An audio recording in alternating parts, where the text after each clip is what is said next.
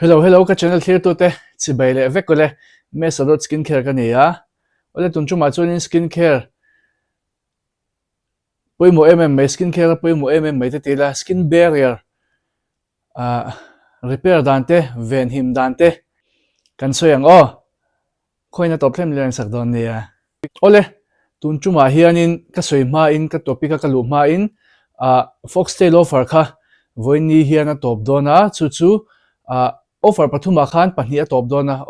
buy 2 get 5 free le buy 4 get 7 free kha top dona buy 3 get 6 kha alai hol kha alai mi kha buy 3 get 6 kha alom reng thunga kha chu ala top ri don lawani adang kha top to don ichuanin tun video en lawan hi chuan bia KGP conference ha ka boy viau to dona kan sei do bol bulanga chan products cha sak nga yang te kha ka cha sak kim man don lo chuwa ti kha ka lo soi do thupa ka lo choi lo ka ni buy 3 get 6 in do ero kha chuan in kan cha zo man ka ringa adu te ho khan mo ti chuanin ole tun chu ma chuanin skin barrier siam dan te repair dan te ti enge achia chan ti achia the dan te kan soi chho don ani ti chuanin hi kan ti deuh hloi zela trong kam man lak lo hi om ve ti ro skin barrier hi slugging ten tia chen kha chuanin tia skin care ti zo vek ton nuwa moisturizer chi aponi to lo petroleum jelly thil mom heavy taka tia mai moisturizer item noi moisturizer kan man item dei noi tia face mask ang maya manan noi deuh thlul kha slugging an tiang chi kha ni ta oin emo enhanced CeraVe ointment healing ointment te khatiang thilmom deuh hleka mai vun chia san khwa chia kha niya petroleum jelly vaseline hi lar pol ania tin over he enge I minol pui ban pha ka niya at amana tawlo boka vaseline petroleum jelly te lar khop me he tiang lama chuan I an man na sat pol ania ma se slugging hi soima sango slugging hi ahim berem le ahim via wem ti kha ron soiga duwa I mi zong zong tan ani MT te kha ron soiga du ni ama saberin skin barrier sutia slugging kan lu tak tak mai na ma sabera poi mo chu skin barrier hi achiat dan chi sang sang oma chia the dan mai ama sabera chon mai ro lu tu ka wang dry skin mai ro lu tuk awang khan ama khan skin barrier kha chepe top theya chuan dead skin cells kan pe file lo wang ten kan ti fai chat tok lo wang ten AHA BHA te kan man chat tok lo wang ten kan vun kwa lawin no phuya clock pores kan tiang chimo vun kwa lawin no phuya arngeng lawin siama kha khan skin barrier ron ti chele bokta abol sa page chuan skin barrier kha chena sa anin maya ache tamani maya abol tam chuan mo chuan skin barrier che han ti ta ka hianin lo hlau thong lo ula lo englo te wal lo ula tin he tunlai thasik chalai nia khwa vota boro ka ro boka skin dry skin kan tama te ro dry skin in kumdang ai chuanin classic dan hi anep deuh mo te po ati thei deuh hlek mai theia keima tak phei chu karo mi alawa ka vun phei chu ro mi alawa ro ang kha ro tiang kha ka ni lawa tin mai ro wang ka boy han tiang chi po kan tam vak lewin ka hria kumin chu ka dong hnem vak lo dong ze don ze chu ka neya ka dong tam lo kumdang ai mo ma se alomom lama ngai la thil tha achuak zel te poni na hria ta skin care kan tira te poni tura ngai ang ti chuanin khang kha skin barrier chia the na nia ashan pa kan ti chia the oma kan mai kan khoi zong ten mo hote khani kan ti chevereng theini chu kan skin barrier kha te kha I vun hi abikin maya phei chuanin han tong pong han khoi wak hia wak thakti wanga hia wak te le awngeng de chiam de kha achalo ani lo de chiam de kha skin barrier kan ti chet tu la kan ti chezau zel ti na ti chuanin chu tiang alo ni tak sia chuanin mai mum po skin barrier che thei thawa mai mum tu po skin barrier chak lawa che thei thaw ni tin dehydrated skin om the mai mum tan po tiro khatiang te kha nia ma se slugging ero chu mai mum tan chuan kan suggest lo ma support in mai bol lo ani pon ka suggest chuang lo chewa products hydrating cha in vun mamotok tur man tur khat tamani oily skin tan chuan ti chuanin ngatinge achan ka soinga achan chu I thilmom heavy lut tu kamaya kan ta kan belta chu po skin care kan ti so vek to at last step han kan belta ni sana kan lamut pui zuya kan vun ha chol huna khan kan mut pui ta ni kan han mut pui ta I hun ko te lo no puya alo no pui theya vun mom tan chon mom alo in siam vun mom lo in siam sanen khanin mai kha ti mom bel kha khanin vun clock pores vun ko no pui na chance khani sang ta mai bol the pha chuk chuka dry skin na an ngei em an chat pui ka skin be ka vun ro lu tu ka skin be chalo ka mai sen a breakout reng metia an lo chat pui ko kha oily skin te combination te tan chon alo changkai lo alo chaber velem lo thei tlatas slugging kan tiang khamo normal skin tan phe chon ngai ka tilawa I khatiang a heavy u choka ti ngai lo khan skin care chatak tak man tur kha tamani chu I hydrating cha kha ma se roll over te dry reng ka pulip ti tan chuan ka suggest lu tuka thil dang suggest po kan ei thowa ka ron soi zel anga slugging ten lo ti du ni chuan a pui chuang lawa khatiang dry lu tuk le skin barrier chak lo lu tuk tan kha chuan vun lo sensitive to doctor nge lo pana chemical treatment and pek sang ta kan pek to vun lo sensitive ta tam takin ti po ka share khang te tang kha chuanin alo ro phesi alo ro boxi chuan vun alo ro boxi chuan ti na ti in mang theyang in ti theyang khatiang slugging khamo chuanin a result cha chin box ya te ro ti mayang angei tan kha chuan ti chuanin khang kha slugging chungsang ka soi thei ni se dry to dry very dry kan ti vun ro le ro lu tuk phulip rang chi tang khan ka ke ba jong ka recommend beta oily page on lo ti lo ula in ma mo lo hul hwala chuan normal po hian in du chuan in ti thei ma se thil chul em khan ni lo chan chu khatiang khan thil chalu kin in hnoi don ta ni alemin muang khan thil chalu kin in hnoi don ta tia muzang thal aro chin ni lo phei chuan tia han muzang thal deu aro chin ni lo phei chuan action kan ti deu sel in ni lo phei chuan lukhama in ta bral mai dona chuang chuan slugging ti shim tan chuan dry skin po lukham case long kham ai chuan towel fai cha thiang hlim kha pha ro lukhama lukhama kai da kwalvel tu kha veng bokanga bal tu veng bokanga chuan lukham case changa lukhama in transfer tur kha lukhama tlang tur kha veng bokanga kha angai china ni zangthal ara in mut reng thei chuan acha apoilo ke pon ka zil mek zangthal ara muthimo ka zil meka chang kan na vekin ka ria ka kham vek jok tian ka ria chang chuan mo ka ti thei ek chan ti thei ek chan chop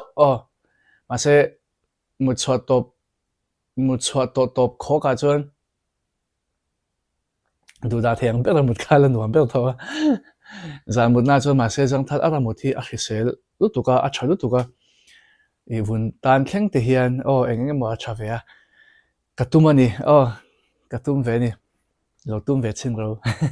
tum te chu thiang lom te ro chuanin skin barrier chia chan kan thret to skin barrier chu alo chia chu eti kan en ko lang kan ti chuan ma sabra chuan kan vun mil to ka skin care kan ti angaya chumi mil tur chuan hydration kha kan pek thia mangai ni entina in lo oily ma se in skin barrier lo chak lo ka vun mombok se ka skin barrier chak lo ka breakout reng me emo ka skin barrier chak lo tu na chu hydration kan warte wang kan tia kan lo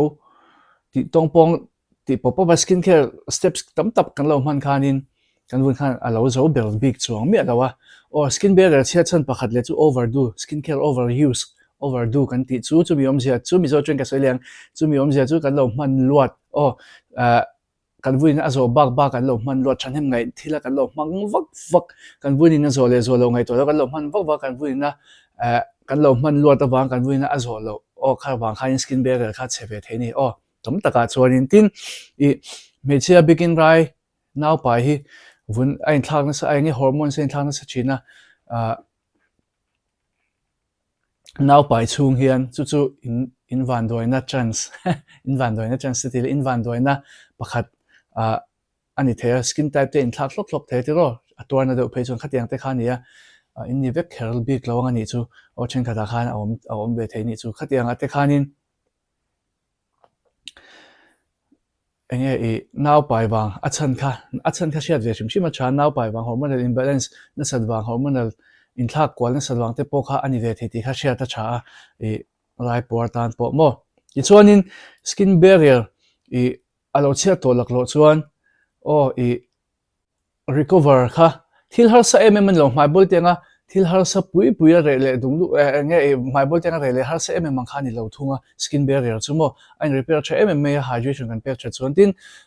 skin care kan overdo kan overuse kan man lot ka tia khain a begin AHA BHA te active ingredients hote mo khatiang te kan lo ti over de hle khan le skin care steps kan lo mang tam tu kan vui na zo lo te le man pol lo tur kan lo man china wang te khanin skin barrier kha cheta doi china ni chu chete kan chat du lu tuk la ma han kan ti che chin ka ti fo kha athleng te ta china ni ti chuanin skin barrier a chuanin repair nan chuan toner a begin hydrating toner lampang AHA BHA te om lo se chuan hyaluronic acid mang thei bok ula ka duwa chuan hyaluronic acid in manganga toner in manganga chuan niacinamide 5% in po hi skin barrier siam thatnan chuan an tha a ma se chen khat vun ro do hlek lam tan chuan vun ti ro thei tho awang hianin oily skin big in 5% skin barrier repair nan chuan oily skin big chuan 5% oily le combination skin chuan in 5% in lo mang don nia chuan chu ba ka chuanin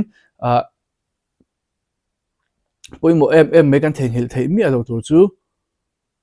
moisturizer le chhun lama chuan sunscreen ani ta sunscreen a hianin mineral sunscreen hi skin barrier ti chak tu an ni zok mani chemical sunscreen a hianin mo skin barrier ti chak lama chuan chu ti ro chuan chemical sunscreen kha awa hlo om ka ti na ni chuang mi alo nia skin barrier tan khan barrier repair lama khan an thok tam vak lo an thol ho vak lo zo ka ni chu mai ana chemical sunscreen te khan ma se mineral sunscreen ro chuanin an cha de top awang hianin an mani barrier repair lama khanin an thol hok zok chemical line an tangkai zo ka chu ti rol chuan aman alo nuam lu tuk lo zo ka mineral sunscreen hi chu tin oily skin chen khat sunscreen cha de tup ka ti thelo chi tan chun breakout mai bol te po kha thlen vele thei tho chu ti ro thlen vele chin tho chu wang chuan kan vun mil sunscreen ai ro chuan kan vun mil shim kha poi mo chu ti ro chuan kan shiat ve shim ta mineral sunscreen kha barrier repair nan chuan a chazok ti kha kan soitel do ni chuanin ma se in barrier lo chak lo ber lai pun mineral sunscreen lo nei lo the chemical sunscreen kha thla chuang chu a hlo om chuang lo kha hlo om chuang ti kha ka soi do i chuanin kan soi le du pakhat chu skin care steps apoi mo me lo mangru ka ti ve zia chin chu mai ka phuli pa te thilo tirang tang ka lo kom hu ve zia chin chu facial oil mo face oil mai man chi facial oil base serum te poni thaya maya oil noi tur chi khani top meni ke mai na ka du chu long from the hills hi nia ka product ron tilan chun zaina glow drops hi ka du maya amum chuak lawa puda shom lawa vuna hian ein blending ma me ni mo chu ka du na ni a heavy u chuak lawa ma se a tha tho thoka lai khan ka mai ka ti ro viawa December thati la ma khan chuan ma se ka lungai lo he ka nei wang khan ka mang reguta kan mang de chawa ka kha chung chuanin a phulip kha chu ron zia mai ti lai vel bor shitlan de lai na ti meng lo ten lo la ni shitlang le a bebom ti tu so kan shitlang le bebom a family te ron chhot tam hun lai khania na kan lo shureng lo thei lawa enge khatia classic lai pe chu khatia shureng chu na ro duwa ni pui lai pon na ro the te ro chu so a phulip de me ni tiang lai ta kha te hanin tha kha ti akaman na sa chu hi long from the hills glow drop oil hi nia heta hen such a inchi mi zo chon such a inchi kan tiang se khama chuan perilla seed le walnut ingredients te nia an chakop mai chuan hemi te tho hian long from the hills tho hian walnut facial oil an ne hei poi chalu tuka an ni hi oil facial oil lama hian an sanga I an dol an man tlak viau I an product simo facial oil ngai na tan chuan lo try kwal ro an la nei nual nia karon soi ba ka po khanin ti chuanin facial oil hi zan tin mang ro a poilo khatiang mai ro chi skin barrier chak lo le mai vun chema chi robox chi chema chi tan khan zan tin mana a man the facial oil chu moisturizer zo in mang mai anga chuanin moisturizer ma pun a man the ma se ke chuanin moisturizer zo man lo kha thaga te chan chu an lo heavy zok to an lo mo ma wang hian moisturizer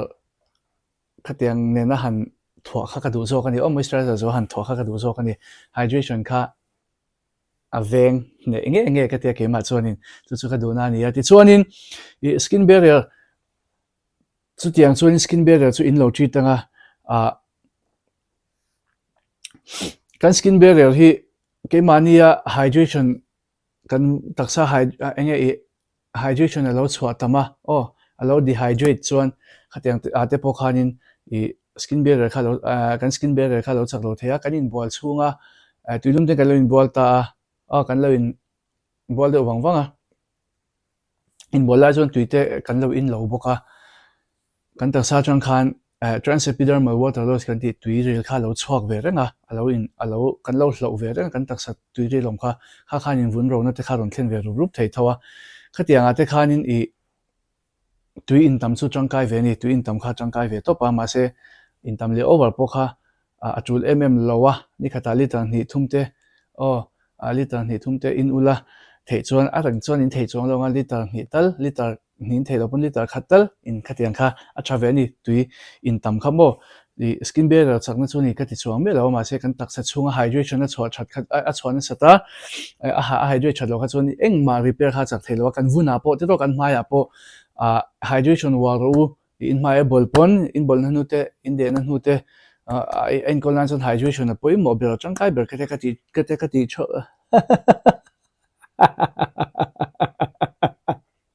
te kati cho te kati fortune kha hydration na poi mo chin chuanin chu ti ro chuan overdo kha lo ti lo sham mula chuan poi mo le chu sheet mask kha enge vun ro hydration mamotan le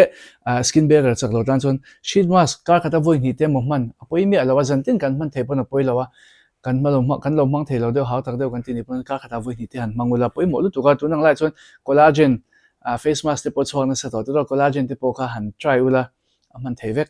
kha in chir lawang kan soitel du shim kha collagen face mask te po tam to zan khwa mut pi overnight chi te ro han mut pi veng ula han treat ula mo in vun kha lo cha so don ni lo cha so don ni chu ma chuan in chhir lawang kan ti le ni ti chuanin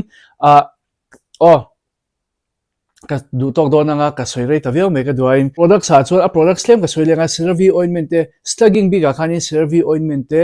Vaseline petroleum jelly te chuanin ka mel chat nai do pakhathian in diaper rash cream no pang diaper rash cream hi skin barrier chaklo na chuan a thal tu ka tia adik ve ranga hi a chan chu diaper rash cream kan ti wang khan an rash cream chu diaper rash cream kan ti chu no pang no te an diaper hak na long ang chia khanin aman tur khani ta ni no pang chun sensitive atero a safe nge don kha chu chiang sa ta ma se vuna man tur khan mai man tur khan athik ma mangem tina khawm be the ma se in lo dry viawa in lo skin barrier lo chak lawa in lo dry in lo ro chon alo man the viaw me ti kha kamel chat nai ta ka chen ka proof ama experience in min share ama experience atang min share chu wang chon karon soi ve ngam chaw ni chu ba ga chuan in facial oil te lo mang thei ula soita ang khan chon engkim skin care kha lo ti mild ula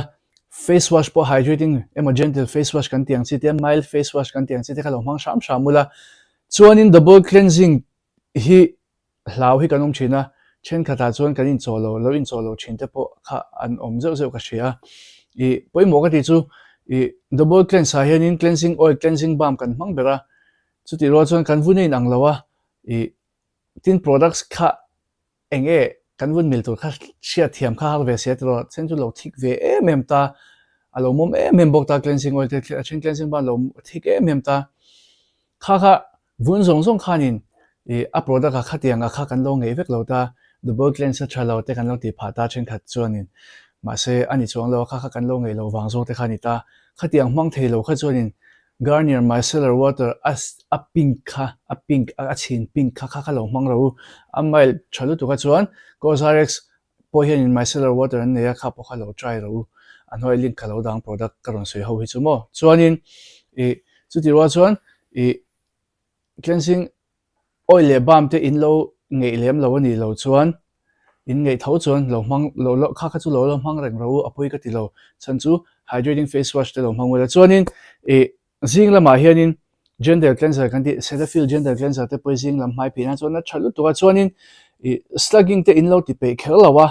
khatiang in lo ti lo skin care in lo du to kan chuan zing lama hianin tuilum pe pa phi po hi mai ro over tan chuan atok le kani o apoi mi alawa tuilum pe pa phi fai kha chuan skin care in ti chun zom mai nga ani lo chuan ma se zan lama retinol te AHA BHA te lo man chuan gender cleanser talla a mile thayang bela phi fai kha chu ka du sak pui chu o ka in ngei zo kang in ta na tha zo kang ni top mai ni chan chu I kha tiang active se kan man kan phi fai thal bele khan nga ya I a chan chu zana kan lo overnight to le nga la o kha chuna khan a nisa te kha kan bun khan nisa la ka tang te khan in alo ti sensitive ve tho alo ti sensitive thei de wa wang khan kan phim khul kha ngai em me kha tiang actives kan man chuan o vitamin C te a chuan ngai chuang mi alo ta mai phi top po kha tok le dei thung a chuan ni exfoliator hi apoi mo si changkai si dry skin phe chu white he chin nga tang puya I chu wang chuan in sang tak po ngai lawa ordinary mandelic acid te kha atok le ka sensitive dry tan chuan ni lo chuan AHA lampang hi lo mangula ordinary atho glycolic acid to ne percentage chu asang de 7% ni ma se hydrating lu to ka he po hi skin barrier chu ati chiat ka ring lo keima chuan in mo a hydration a chalu tu ka han man zo chen keima pe chu vun hi ban deu chep the a hydration a chalu tu ka mo kha ka du ve na nia le tlat mai na effective rolin chuanin o exfoliator a chuanin AHA lampang lo mangula salicylic lampang ka chu lo mang lo sham niacinamide po 5% item chu lo mang lo sham mula vun ro lai chuan o in lo mang the to ni pon vun ro lai chuan kha tiang ka lo skip sham mula engkim kha I lo in reduce la entena skin care lo nei chawa ma se khatianga skin barrier lo chetho alo chethu ta repair lo ngai thu ta khatianga man si tu kha ilo nga wak lo ni pon le thar du ai chon skin care man la khalowin stop la e active selowin stop la lo break la kar ni khat chung ve lo break la chuan khami e break chung kan hydration han wala face wash toner hydrating serum emo hyaluronic acid serum le moisturizer khan warula facial oil nen mo chuanin han stop wang wala in skin barrier achak ta motive le khan active so chin mang le mai do nia kar kha chung chuan achak man mangzan tin thatta ka uluk ta kan encol pe chuan mo kha skin barrier chak lo te chalo te hi chu a recover chunga re lo ne o dehydrate chu a recover chunga re lo mai bol na hnu te mai bol na de na hnu te tiang hi a huna du re zo ka mai duk te thlengin huna du re zo ka vun problem ro ro chun skin barrier chak lo te chu ati chak zung theinia loin uluk ve de ru o kha loin chik ve de ula kha e product se po e a brand shim chu karon sui khelo po khain lo mang the ma se ka products ron soi yang chi amai lampang face wash te facial oil te exfoliator po AHA de kher te khatian lampang kha lo mel ru products skin care le don huna po o khatian kha in recover na kha na ngai ni chu ti chuanin o ka du tok photanga e soi mai tam tak po kan la nei mai the kan la atro zo kan na soi bel se langa ka channel te mi lo subscribe bai lo thok pui chuan mi lo like ka mi lo share success tu nen som che ti chuani ka discount code milom man sachin tu te zong chu alom thu ka se foxtail offer kha atop to dona buy 3 get 6 so kha om chun zom don ti kha kan soinon le shim shim ani video le pe ka kan mele chho don ne